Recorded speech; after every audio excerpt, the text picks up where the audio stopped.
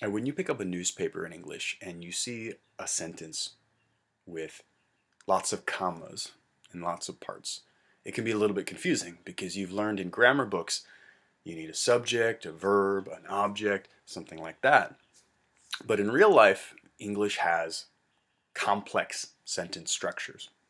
And today we're going to learn how to make those sentences and understand those sentences. It's actually pretty simple. So I'm going to show you a few ways that you can do that. Here's a sentence. Many years later, after Carlos had moved far away to work in the city, the seed became a large, shady avocado tree. So we're telling a story about this seed. And to do that, we do need a subject and a verb and stuff like that. But we also have a lot of other parts we talked about. Time and a place and a reason. All of those together make a complex, interesting sentence. And the goal today is that you can make those kind of sentences yourself and that it becomes natural with lots of practice. So let's try it. We'll start with the independent clause. And we talked about this in lesson 6. An independent clause is a part that has a subject, a verb, and it's a complete idea. So the seed became a large, shady avocado tree. We have a subject, a verb, and we have a complete idea. But we can add to it. So we'll add many years later. That tells us time. After Carlos had moved. That tells us more time. Far away. Information about a place, right? To work. That tells us why. That's our reason. In the city. That tells us a place. And now we have a complete sentence. It's interesting. It's complex. It sounds professional. It sounds sophisticated. So how can we do it? We'll talk about it now. When he washes my car, he always dents it. Here we have two parts. And you have to decide which part is the independent clause. Right? Which part is complete. This one's the time, right? When he washes my car. This one is the independent clause. Right? This one can stand alone. But this one, we need more information, right? We say, when he washes my car, what happens? We need a main action. Now, we can change it a little bit. If we want to shorten it, we have he and we have he. Let's take this one out. So we can say, when washing my car, he always dents it. We made this an ing verb, and we took out the subject. The meaning is correct. The meaning is the same. And we could do that because the subject, he and he, was the same both times. Now when we read it, when washing my car, he always dents it, we know he washes because we have the subject here and it's the same subject. Let's try another one. When you feed my dog, my cat gets very jealous. So which one is the independent clause? This one's the time and this one's the independent clause. Sometimes people call it the main clause, right? So let's try to replace this. We're going to try to shorten it. Okay, now we'll say, when feeding my dog, my cat gets very jealous. But did you notice there's a problem? The meaning is incorrect. When feeding my dog, this sounds like my cat is feeding my dog. But actually, we want to say, you are feeding my dog. So let's change it back. When you feed my dog, my cat gets very jealous. We can't shorten this one, and we're going to keep it. Now, the difference here is an adverb phrase and an adverb clause. And we're going to learn about that in our lesson.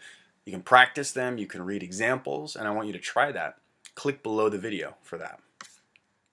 Right now, though, we're going to try another one, and I want to teach you another skill. When you arrive, ring the doorbell. So, of course, we have independent clause and time.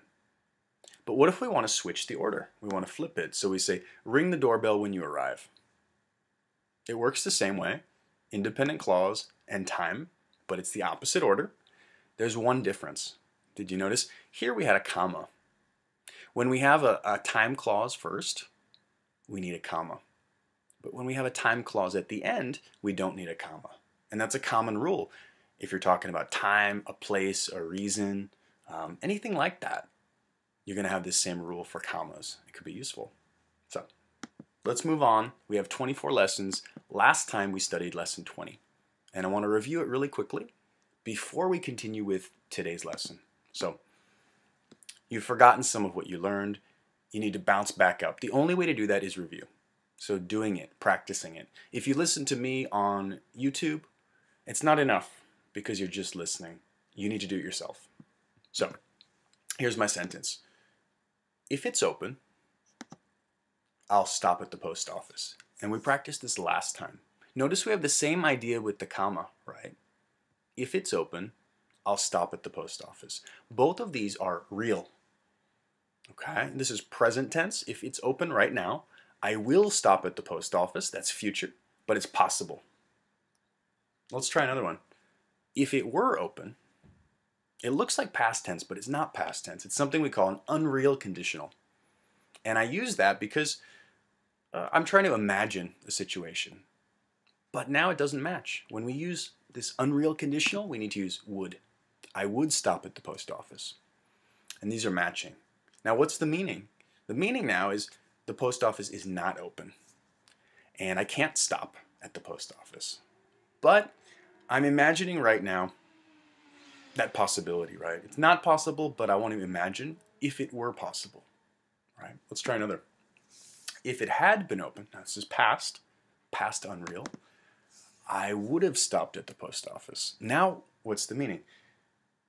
In the past, if it had been open, and it wasn't open, but I'm imagining if it had, I would have stopped. And that means I didn't stop, but I imagine I would have.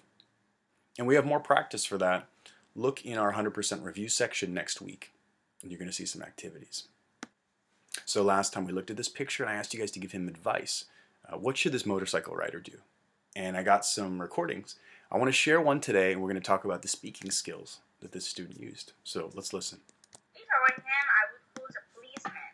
If he didn't turn quickly, he wouldn't fall in the hole. If he drove carefully, he would notice this problem. If I were in the trace after him, I would call the responsibilities.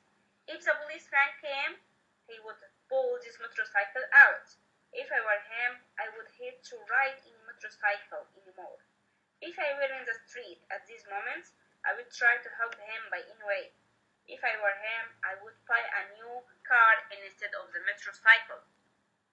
All right, some great examples here of unreal conditionals showing if I could help him, right? Can I help him? No, it's not possible. I'm sitting at my computer and I can't. But if I could, or if I were him. So I'm him? No, I'm Dan. But if I were him, something, I can imagine that situation. Let's look at it. If I were him, I would call the police, right? It's not possible, but I imagine. If he drove carefully, he would not have this problem. In reality, he doesn't drive carefully. So we're doing an imagination conditional. If the policeman came, he would pull this motorcycle out. Actually, we don't know. Did the policeman come? It's just a possibility that I imagine. If I were in the street this moment, I would try to help him, right? I'm not in the street, so I can't help him, but I'm imagining, right? Now, one thing to talk about, if he drove carefully, that means all the time. If you want to make it past, you could say if he had driven carefully. That means before. And you have choices, a lot of choices.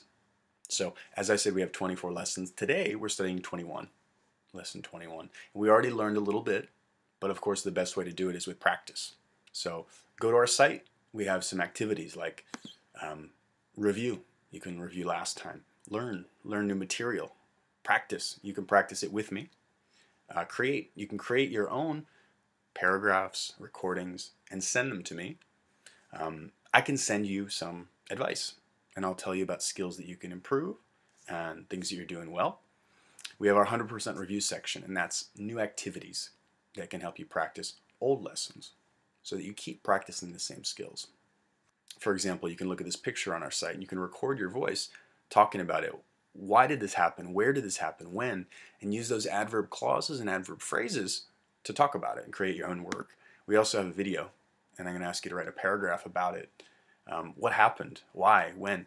Use those grammar skills that we're practicing. We have a contest. It's a caption contest. So look at this funny picture and write the best description of it.